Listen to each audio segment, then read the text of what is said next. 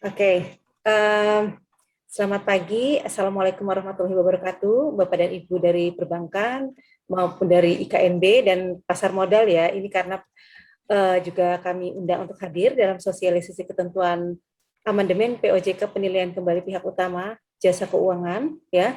Bapak dan Ibu dari tim penilai klarifikasi dari penilaian kemampuan dan kepatutan juga selamat datang ya kembali ya di sosialisasi ini. Kebetulan ini adalah untuk sosialisasi amandemen POJK PKPU akan disampaikan oleh saya Indah Iramadini dan juga dengan bersama dengan rekan-rekan saya di tim kelembagaan pengaturan kelembagaan dari DPN POJK. Baik, kami mulai saja mengenai sosialisasi ketentuan POJK PKPU. Ini kebetulan singkatannya sama ya, PKPU itu dengan itu penundaan kewajiban pembayaran hutang ya. Jadi semoga nggak terbalik ya, seperti itu. Oke, baik ini dari depan permulaan dulu layarnya mungkin bisa. Siapa ini Clara? Oke, baik. Kami akan melakukan sosialisasi mengenai POJK nomor 14, POJK 03 2021 tentang perubahan atas POJK nomor 34 tahun 2018 tentang penilaian kembali bagi pihak utama lembaga jasa keuangan atau nanti untuk selanjutnya akan kami sebutkan sebagai POJK amandemen POJK PKPU. Jadi ini hanya merupakan perubahannya saja. Sementara POJK nomor 34 tentang penilaian kembali bagi pihak utama lembaga jasa keuangan itu adalah masih berlaku. Next slide. Nah, tujuan dari dilakukannya amandemen POJK PKPU ini adalah untuk memperkuat upaya penanganan permasalahan di lembaga jasa keuangan melalui penambahan cakupan permasalahan serta upaya dalam percepatan penanganan permasalahan sehingga lembaga jasa keuangan senantiasa dimiliki dan dikelola oleh pihak-pihak yang memenuhi persyaratan kemampuan dan kepatutan, yaitu aspek integritas, kelayakan keuangan, reputasi keuangan, dan atau kompetensi. Nah, POJK ini adalah berlaku untuk seluruh industri jasa keuangan, baik sektor perbankan, industri keuangan non-bank, dan pasar modal. Iya, Mas. Next slide.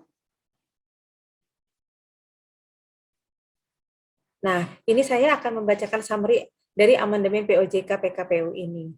Nah, amandemen dari POJK PKPU ini mencakup penambahan ketentuan existing. Yang pertama adalah penambahan LJK ya dalam PKPU, yaitu Perusahaan Pembiayaan Infrastruktur dan PT Permodalan Nasional Madani. Jadi untuk Perusahaan Pembiayaan Infrastruktur dan PT Permodalan Nasional Madani, pihak utamanya pun bisa dilakukan penilaian kembali.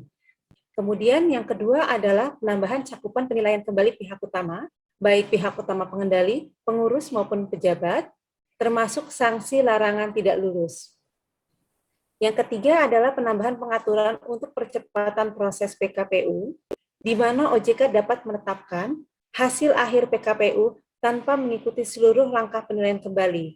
Jadi sebagaimana Bapak dan Ibu ketahui ya, dalam POJK 34 itu, pelaksanaan penilaian kembali itu dilakukan melalui 4 langkah, kecuali ada seperti hal-hal tertentu, seperti kepailitan maupun adanya keputusan yang inkrah dari pengadilan. Itu adalah bisa dilakukan langsung kepada tahap akhir. Kemudian jangka waktu permintaan tanggapan dari pihak utama yang di PKPU, maksudnya pihak utama yang dilakukan PKPU, kurang dari standar jangka waktu 10 hari kerja. Nanti akan dijelaskan juga apa yang dimaksud dengan jangka waktu permintaan tanggapan ini. Perubahan yang keempat adalah pihak utama yang tidak lulus PKPU diperlakukan sebagai pihak terkait sebagaimana pengaturan pada batas maksimum pemberian kredit, batas maksimum penyediaan dana, maupun batas maksimum penyediaan pembiayaan sampai dengan jangka waktu larangan berakhir. Jadi apabila pihak utama yang tidak lulus PKPU memang ada konsekuensinya sesuai dengan jangka waktu dari indikasi pelanggarannya. Nah, kemudian kami tambahkan pula pada ketentuan peralihan bahwa ketentuan POJK amandemen POJK PKP ini adalah berlaku bagi proses PKPU yang sedang berjalan sesuai ketentuan existing. Maksudnya adalah bagi pihak utama yang sedang dilakukan PKPU pada saat POJK amandemen PKPU ini berlaku, maka bisa mengacu kepada ketentuan ini, seperti itu. Nah, kemudian pihak utama yang saat ini dalam jangka waktu pelarangan sebagai pihak utama, berlaku ketentuan sebagai pihak terkait. Nah, ini adalah maksudnya adalah pihak utama yang saat ini sedang menjalani konsekuensi selama jangka waktu larangan. Nah, kepada yang bersangkutan diperlakukan sebagai pihak terkait. Nah, ini adalah masing-masing akan dijelaskan oleh rekan saya, Mas Egri. Silakan, Mas Egri. Baik, terima kasih Bu Indah. Assalamualaikum warahmatullahi wabarakatuh. Selamat pagi Bapak Ibu. Mohon izin melanjutkan apa yang sebelumnya dipaparkan oleh Bu Indah untuk detail summary dari amandemen POJK PKPU. Yang pertama adalah penambahan LJK dalam PKPU, yaitu Perusahaan Pembiayaan Infrastruktur dan PT Permodalan Nasional Madani, di mana kedua LJK ini berada di sektor IKNB. Mungkin sebagai informasi, penambahan dari kedua LJK ini, nanti mungkin juga di sini ada rekan-rekan dari pengaturan IKNB, Mas Andi Tito juga mungkin bisa menambahkan. Sebagai informasi bahwa penambahan kedua LJK ini dilatar belakangi oleh terbitnya ketentuan mengenai kedua lembaga jasa ini di sektor IKNB, yang mana pengaturan mengenai pihak utama dari kedua LJK ini untuk penilaian kemampuan dan kepatutan mengacu kepada POJK 27 tahun 2016. Sehingga dengan pertimbangan itu, maka pihak utama dari kedua LJK ini juga dijadikan sebagai objek dari penilaian kembali pihak utama lembaga jasa keuangan. Kemudian yang kedua, penambahan cakupan penilaian kembali bagi pihak utama, baik itu pihak utama pengendali, pengurus, ataupun pejabat, termasuk sanksi larangan tidak lulus. Untuk detailnya, Mbak Clara, mungkin bisa diklik. Nah, di sini terdapat cakupan penilaian kembali, baik untuk pihak utama pengendali, pengurus, ataupun pejabat, yang mana cakupan ini sudah ada di ketentuan existing di POJK 34, yang berisi dari huruf A sampai dengan huruf I.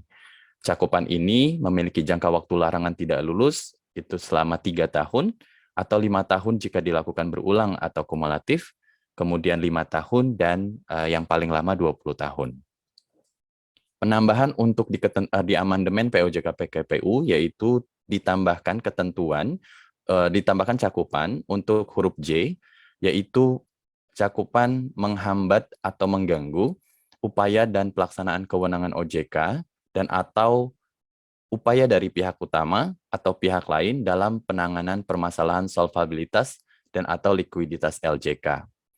Dan yang kedua, penambahan cakupan yang kedua adalah permasalahan integritas, kelayakan keuangan, reputasi keuangan dan atau kompetensi lainnya yang bertentangan dengan ketentuan perundang-undangan. Di sini ketentuan perundang-undangan yang dimaksud adalah antara lain diutamakan pelanggaran di ketentuan di sektor jasa keuangan atau juga dapat berlaku untuk pelanggaran ketentuan di luar sektor jasa keuangan, namun pelanggaran tersebut berdampak pada sektor jasa keuangan itu sendiri. Nah, untuk penambahan cakupan kedua cakupan ini diberikan jangka waktu larangan tidak lulus, yaitu 3 tahun, atau bisa menjadi 5 tahun jika dilakukan berulang atau kumulatif. Mungkin bisa kembali, Mbak Clara. Kemudian untuk penjelasan penambahan ketentuan existing, yang ketiga adalah penambahan pengaturan untuk percepatan proses PKPU, di mana OJK dapat menetapkan yang pertama, hasil akhir PKPU tanpa mengikuti seluruh langkah penilaian kembali, yang mana itu dilakukan secara melalui 4 langkah. Dan yang kedua, penetapan jangka waktu permintaan tanggapan dari pihak utama yang di PKPU kurang dari standar jangka waktu 10 hari kerja. Untuk detailnya, nah, di sini tata cara penilaian kembali, sebagaimana yang saat ini berlaku di POJK 34, ada 4 langkah yang dilakukan untuk melakukan penilaian kembali. Yang pertama adalah permintaan klarifikasi bukti, data, dan informasi, di mana OJK menyampaikan surat permintaan klarifikasi dan meminta tanggapan kepada pihak utama yang dinilai kembali untuk memberikan tanggapan paling lambat 10 hari kerja sejak tanggal permintaan klarifikasi dari OJK.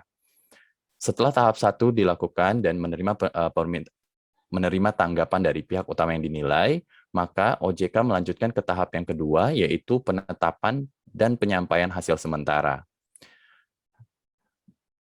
Berlanjut kepada tahap yang ketiga, yaitu penyampaian tanggapan hasil sementara. Pihak yang dinilai melakukan penyampaian tanggapan dari hasil sementara paling lambat 10 hari kerja sejak tanggal surat penyampaian dan penetapan hasil sementara. Dan tahap keempat adalah penetapan dan pemberitahuan hasil akhir. Namun, dalam hal OJK memperoleh bukti, data, dan atau informasi baru sebelum menetapkan hasil akhir, OJK dapat menetapkan hasil akhir tersebut dengan mempertimbangkan fakta dan atau informasi terkini yang baru saja diperoleh dan juga dapat dengan melakukan langkah-langkah sebagaimana tahap 1 sampai dengan tahap ketiga.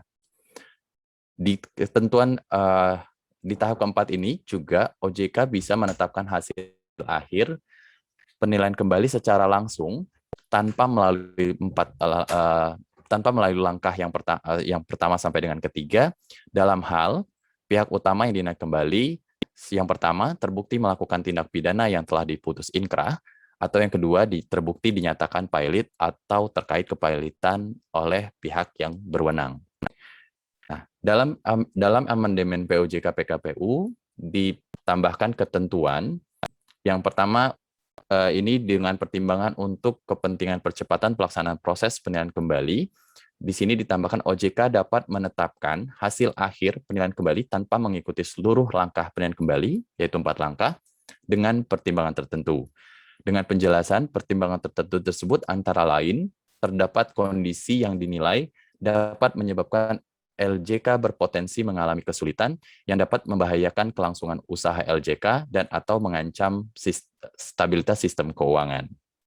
Yang kedua, jangka waktu permintaan tanggapan dari pihak utama yang dinilai kembali kurang dari 10 hari kerja dengan pertimbangan tertentu. Dengan penjelasan pertimbangan tertentu antara lain, terdapat kondisi di mana OJK perlu melakukan tanggapan segera dari pihak yang dilakukan penilaian kembali sehubungan dengan kebutuhan percepatan penanganan permasalahan LJK, di mana jangka waktu penetapan jangka waktunya itu dinyatakan pada saat permintaan klarifikasi bukti, data dan informasi, atau pada saat penyampaian hasil sementara kepada pihak utama yang dinilai kembali. Jadi untuk penambahan ketentuan yang pertama, yaitu penilaian kembali tanpa mengikuti seluruh langkah penilaian kembali, dalam hal terdapat kondisi-kondisi ini, dengan pertimbangan tertentu ini, OJK dapat melakukan percepatan tahapan. Baik itu misal dari tahap 1 bisa langsung ke tahap 4, atau melalui hanya pada tahap 1, tahap 2 langsung ke tahap 4.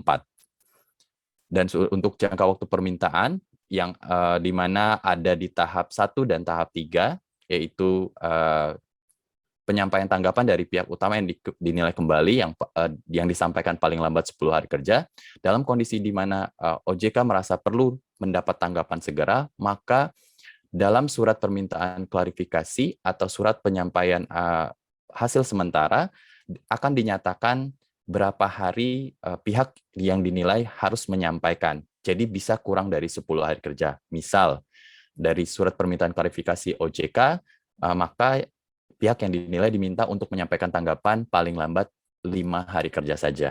Seperti itu. Kemudian mungkin bisa kembali, Mbak Clara. Kemudian penambahan ketentuan existing yang keempat adalah pihak utama yang tidak lulus PKPU diperlakukan sebagai pihak terkait sebagaimana pengaturan BMPK, BMPD, BMPP sampai dengan jangka waktu larangan berakhir. Di sini sebagaimana diketahui mungkin di ketentuan pengaturan di BMPK, BMPD, atau BMPP, bahwa pihak utama yang sedang menjabat itu diperlakukan sebagai pihak terkait di mana memiliki konsekuensi untuk memperoleh kredit atau pendanaan sebesar paling maksimal 10%. Nah, di sini ketika pihak utama dinyatakan tidak lulus pada PKPU, maka yang bersangkutan sesuai dengan pengaturan BMPK, BMPD atau BMPP karena sudah posisinya bukan pihak utama lagi, maka harusnya sudah bukan pihak terkait lagi. Namun dengan pertimbangan tertentu, maka ini tetap diberlakukan. Jadi pihak utama yang tidak lulus itu tetap diperlakukan sebagai pihak terkait sampai kapan? Yaitu sampai dengan jangka waktu larangannya berakhir. Misal pihak utama itu ditetapkan tidak lulus selama 3 tahun, maka selama 3 tahun sejak ditetapkan tidak lulus, yang bersangkutan tetap diperlakukan sebagai pihak terkait. Kemudian penambahan ketentuan existing yang kelima, yaitu di ketentuan peralihan, yaitu ketentuan POJK, amandemen POJK PKPU ini berlaku bagi proses PKPU yang sedang berjalan sesuai dengan ketentuan existing. Dan yang kedua, pihak utama yang saat ini dalam jangka waktu pelarangan sebagai pihak utama berlaku ketentuan sebagai pihak terkait. Untuk detailnya, mungkin Mbak Clara. Nah, yang pertama di ketentuan peralihan penambahannya adalah dengan berlakunya POJK ini, ketentuan dalam POJK ini diberlakukan terhadap proses penilaian kembali yang sedang dilaksanakan terhadap pihak utama berdasarkan POJK 34 tahun 2018 tentang penilaian kembali bagi pihak utama lembaga jasa keuangan. Jadi pada saat ketentuan ini berlaku dan sedang dilakukan proses PKPU, maka penambahan ketentuan di amandemen POJK PKPU ini juga bisa diberlakukan untuk proses PKPU yang sedang berjalan.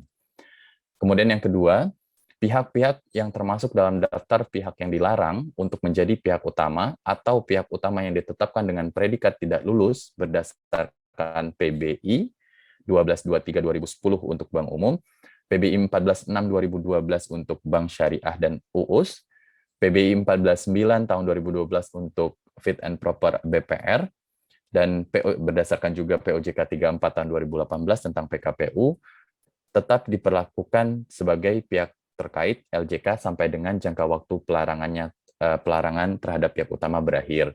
Jadi bagi pihak-pihak yang saat ini masuk dalam daftar yang dilarang untuk menjadi pihak utama atau pihak utama ditetapkan dengan predikat tidak lulus, misal penetapan tidak lulusnya selama 5 tahun dan saat ini sudah berjalan 3 tahun, maka tersisa 2 tahun. Nah, sisa 2 tahun itu yang bersangkutan tetap diperlakukan sebagai pihak terkait. Kemudian yang ketiga adalah POJK ini mulai berlaku pada tanggal diundangkan, yaitu tanggal 30 Juli 2021. Mungkin itu pemaparan dari kami. Mungkin ada tambahan dari Mas Ihsan, Bu Indah, atau teman-teman dari Pasar Modal dan IKNB. Terima kasih, Bu Indah. Ya, terima kasih Mas Egri. Mungkin dari rekan-rekan OJK, dari IKNB dan Pasar Modal, apakah ada yang akan ditambahkan? Silakan. Mungkin izin sedikit Bu Indah yang terkait dengan penambahan mengenai lembaga keuangan yang kita tambahkan untuk pada pengaturan mengenai PKPU ini, karena mengingat untuk ada 2 sektor jasa keuangan non-bank di LJKNB itu ada sesuai yang disampaikan Mas Egri tadi di pemaparannya.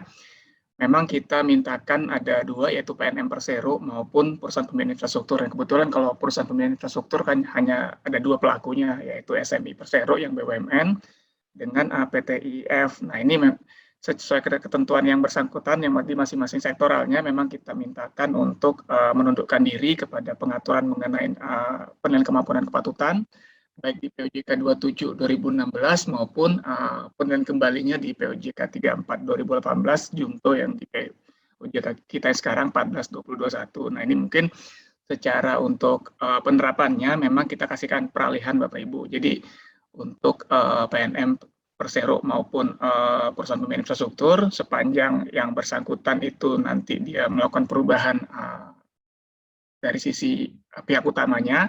Nah, ini baru berlakulah untuk penetapan bahwa yang bersangkutan itu harus lulus terlebih dahulu untuk penilaian kemampuan dan kepatutan sepanjang yang bersangkutan masih menjabat pada saat POJK masing-masing ditetapkan, karena satu ditetapkan di tahun 2019 untuk yang PNM, dan untuk yang person pembangunan infrastruktur itu ditetapkan di tahun 2020. Nah, sepanjang yang bersangkutan itu masih menjabat, tidak ada mengubah dari sisi komposisi, nah ini mungkin masih bisa bertindak selaku pihak utama. Tapi kalau sudah perpindahan jabatan ataupun diangkat kembali, nah ini berlakulah untuk ketentuan mengenai kemampuan dan kepatutan.